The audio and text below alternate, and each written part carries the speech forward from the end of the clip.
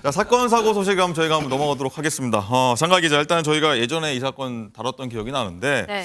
초등학생 형제를 쇠자 등으로 상습 폭행했던 의붓어머니, 그리고 이걸 또 묵인했던 친부, 이 선고가 나왔다고요, 사건에? 그렇습니다. 2021년부터 2022년까지 경기도에서 한 부모가 초등학생 아이들을 23차례 정도 학대를 했는데요. 아이들이 새어머니 생일 선물로 꽃바구니를 사오자 이 의붓 어머니가 아이들이 돈을 함부로 쓴다면서 이 쇠자로 손바닥을 수차례 때리고 또 밥 먹을 자격이 없다면서 굶기고 주먹으로 아이들을 때린 뒤 멍이 드니까 학교도 보내지 않았다고 하는데요. 또 추운 크리스마스 날 아이들을 쫓아내기도 했답니다. 자, 친부인 B 씨도 와이프의 범행을 알면서 묵인했고 여기에 함께 상습 학대한 혐의가 있습니다. 이 아이들이 집에서 쫓겨나자 아이들의 연락을 받은 친척들이 112에 신고하면서 수사와 재판이 시작이 된 건데요. 재판부에서는 계모에게 징역 4년, 친부에게는 징역 3년을 선고했습니다. 네. 서 변호사님, 일단은 이 판사가 이거 보고서 굉장히 눈시움 붉혔다고 합니다. 얼마나 좀 참담했으면 이럴까. 뭐 굉장히 이례적인 상황 아닙니까? 재판정에서? 그렇죠. 법에도 이제 눈물이 있다. 이런 데 우리 격언이 있거든요. 판사가 이제 선고하면서 너무 이제 아동의 학대 거기에 대해서 이제 눈물을 흘린 것 같아요. 지금 우리 법이나 판례는요. 어떤 형태의 체벌도 다 불법입니다. 오히려 일반 폭행보다 이제 가중 처벌합니다. 옛날에는 이제 사랑에 매료해서 뭐 부모가 친권자가 훈육 목적으로 이제 좀 때린다든지 학교 선생님 체벌도 있었는데 네. 지금 모든 게 불법이고 오히려 가중 처벌된다는 거 이걸 이제 분명히 말씀드리고 이 사건은 이게 너무나 참혹한 이런 사건이기 때문에 판사도 눈시울을 붉히면서 형량은 이제 4년 3년 실형이 높거든요. 네. 그다음에 아마 친부도 법정 구속이 됐습니다. 저는 이런 음벌이 불가피하다 이렇게 봅니다. 자, 강성필 대변인, 정책이 얘기는 아니지만 자, 이 과정 보면 좀 씁쓸하다는 생각 드는데 피해 아동이요 아버지 용서를 구하는 편지를 재판부에 제출하기도 했다고 합니다. 자, 받아들이지 않았다고 합니다. 왜 그랬을까요? 그러니까 뭐 옆에 변호사님도 계시지만 네. 사실 피해자들이 이제 재판을 받는 과정에서 재판장님한테 반성문이라든가 편지라든가 써야 되냐라고 많이 물어보실 거 아니에요. 근데 사실 모든 게 전적으로 판사님의 어떤 재량에 달려 있는 거 아니겠습니까? 근데 이 사건 같은 걸 보면 그렇게 폭행을 당하고 어떤 협박을 당했기 때문에 제가 판사라고 하더라도 이것은 아이들이 자발적으로 쓴 게 아니라 아무래도 그 주변에서 그 아버지를 구호하기 위해서 조금 동정론을 일으키기 위해서 그렇게 쓴 것이 아닌가라고 의심할 가능성이 매우 크다고 생각하고 저와 같은 생각으로 판사님도 그렇게 판단하신 게 아닐까? 저는 그렇게 생각을 해봅니다. 정광재 대변인도 꼭 하고 싶은 말씀이 네. 있다고 합니다. 이거 한번 보여줘야 됩니다. 예. 사람입니까? 우리 우리 김명준 앵커한테 혼 좀 나셔야겠습니다. 네. 오늘 뉴스파이터에서 준엄하게 꾸져 주십시오. 다룰지 안 다룰지 모르겠습니다. 한번 지켜보도록 하겠습니다. 자, 다음 사건도 한번 저희가 짚어봐 보도록 하겠습니다. 경기 오산의 한 오피스텔에서요 경찰 특공대가 출동했는데 영화에서 나올 법한 장면이 펼쳐졌다고 하는데 이거 무슨 얘기인가? 보통 집 앞에 요즘은 아침 되면은 택배가 굉장히 많이 쌓여 있잖아요. 예. 그런데 이 택배를 상습적으로 훔친 40대 여성이 경찰이 출동하자 고층 난간에서 난동을 벌였다고 하는데요. 영상 함께 보시죠.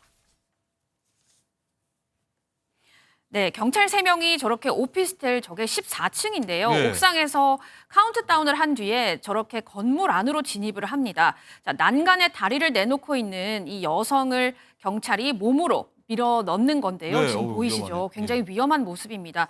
자, 이와 동시에 집 안에도 경찰이 들이닥쳐서 일사불란하게 용의자를 붙잡습니다. 그러니까 택배를 훔친 이 여성을 잡으려고 한 경찰 특공대의 작전이었던 겁니다. 자, 그런데 이 경찰이 처음부터 이렇게 대작전을 벌인 건 아니고요.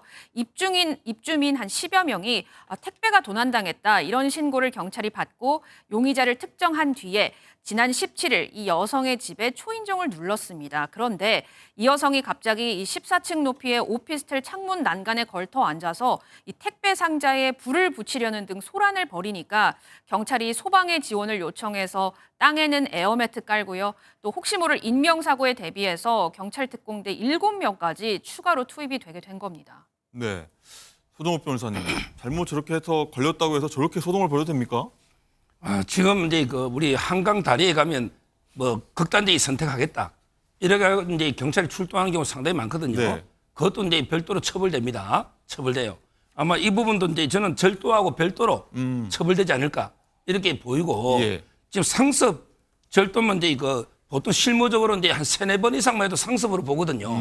근데 30여 차례 절도를 한 겁니다.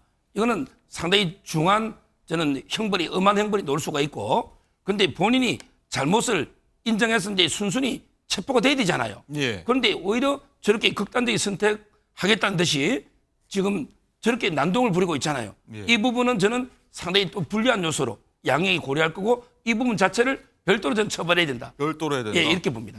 강성필 대변인 생각은 어떠십니까? 이거 경찰 특공대까지 출동했습니다. 이것 때문에.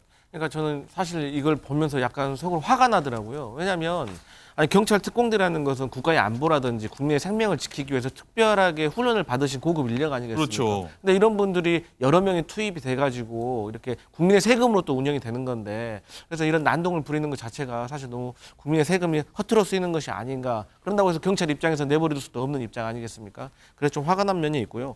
좀 이해가 안 가는 것이 요즘 다 이렇게 택배 관련해가지고 분실사고가 나면 한 번만 놔도 다 CCTV를 돌려보잖아요. 그렇기 때문에 30여 명의 물건이 수십 개가 없어졌다면 당연히 CCTV 돌려서 다 밝혀낼 수 있을 것 같은데 이 여성분께서 과연 그것을 생각하지 못하셨나? 그리고 어떤 걸린 다음에 이렇게 과도한 어떤 그 반응을 보인 것 자체가 조금 정신적으로 어떤 문제가 있는 것이 아닌가 의심해 볼 필요가 있다. 그렇게 보여집니다. 네.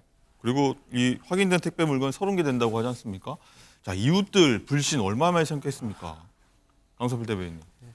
아니 그러니까 이 주변 사람들을 막 오해할 수가 있는 상황 아니겠습니까? 그러니까요. 그리고 또 이런 상황에서 가장 피해받는 분이 나이가 있으신 힘없으신 경비 아저씨들이에요. 일단 먼저 화가 나니까 경비 아저씨들한테 먼저 항의를 할 거 아닙니까? 그런데 이 상황에서 경비 아저씨는 딱히 어떤 대안을 내놓기는 어렵잖아요. 그래서 이러한 것들이 이러한 사건으로 해서 엉뚱한 사람이 피해보는 경우가 생긴다. 그리고 그 주변 그 인근 주민들도 얼마나 불안하고 그런 마음이 들겠습니까? 또 이것 때문에 또 택배 사고도 제가 봤을 때는 그 불미스러운 일이 벌어졌을 수도 있거든요. 그렇군요. 그러니까 이 한 명의 어떤 잘못된 행동 때문에 여러 명이 피해를 보는 정말 그야말로 조금 앞으로 있어서는 안 될 그런 일로 보여집니다. 네. 김주호 대변인.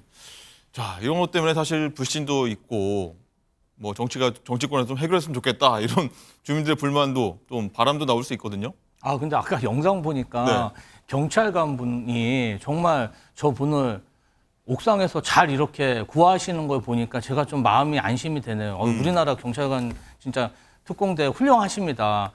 아, 그런데 말씀하신 대로 비용도 문제지만 어떤 다른 사람의 물건을 저렇게 30여 개씩 가지고 와서 저렇게 하고 경찰관이 출동하고 이것 자체가 좀 비상식적인 일인 것 같아요. 그래서 뭔가 좀 정신적인 문제가 있지 않을까 싶고요. 좀 저분도 빨리 좀 치료를 받으시고 안정을 찾으셨으면 좋겠습니다. 네. 저분 입장은 아직 모르니까요. 이건 좀 저희가 자제 부탁드리고요.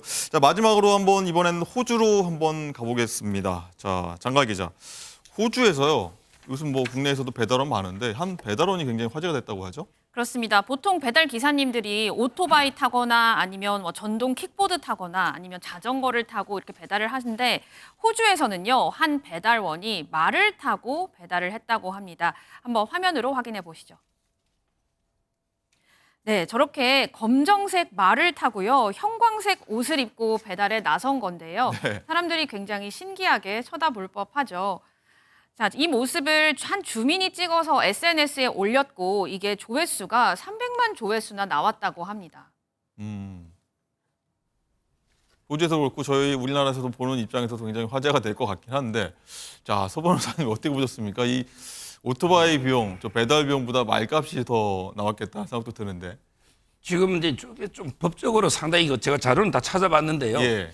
판단이 좀 어렵습니다. 저게 불법인지 아닌지, 아니면 이제 그 동물 학대가 되는 건지, 아니면 이제 그 안전 기준에 좀 잘못하면 이게 그 물건 같은 게 배달하다가 말이 잘못하면 이게 손상될 수도 있잖아요. 그렇죠. 그래서 이제 그 회사에서도 아마 이제 판단이 금지할지 허용할지 판단이 어렵고 저도 법적으로 좀 어려운 처음 보는 케이스인데 네. 제 개인적인 생각은요, 법을 떠나서 저렇게 도심에서 말을 타고 상당히 위험하잖아요. 그렇죠. 말이라는 게 저런 게 자제하는 게 저는 필요하다 이렇게 평가합니다. 네. 강성필 대변인, 저희도 보는 입장에서 굉장히 좀 황당하기도 한데 네. 어떻게 보셨습니까? 좀 위험해 보이기도 하고요. 네. 근데 이제 미국이라든지 그리고 호주에서든지 제가 과거에도 이제 경찰관들이 이 말을 타고 어떤 행사가 있었을 때 다중 집합 장소에서 말을 타고 어떤 통제를 하는 걸 본 적이 있는데 그래서 런던하고 스페인에서도 본 것 네, 같아요. 네. 그런데 이렇게 본인 그냥 보통 배달원이 저렇게 말을 타고 배달하는 건 정말 이색적인데요. 저는 근데 저걸 보면서 어떤 게 걱정됐냐면 혹시라도 말이 돌출 행동을 해가지고 그 걸어다니는 어떤 그 민간인들을 뒷발로라든지 이렇게 차면 어떡할까 저는 갑자기 그런 생각이 무척 들었고요. 예. 그래서 저런 것도 어떻게 우리나라와 달리 어떤 도로교통법 그런 거에 대해서 조금 제지를 받을 것 같기도 한데 제가 봤을 때는 계속해서 저렇게 말을 이용해서 배달하는 것은 어려울 듯 그렇게 보여집니다. 네. 정관진 대변인, 일단은 되게 단순히 화제라고 보긴 좀 그럴 것 같아요. 저는 저 첸이라는 분이 다소 SNS상에 좀 화제가 되기 위해서 일부러 연출한 게 아닌가 싶은데요. 그리고 또 하나는 이 동물권이 전 세계적으로 굉장히 강화되고 있잖아요. 그래서 예. 동물권에 대한 인식이 높아지고 있는데 이거를 뭘 말학대 행위나 이렇게 보기는 어려울 것 같아요. 그래서 소 변호사님 말씀하신 것처럼 이게 뭐 실정법 위반이 될 거나 이럴 것 같지는 않습니다. 원래 말은 이동의 수단으로 그동안 뭐 인류 역사상 계속 사용했다는 거 아닙니까? 그렇죠. 그렇다고 지금 뭐 말을 타고 이동하는 것을 금지시키는 것이 법제화 될 것 같지도 않고요.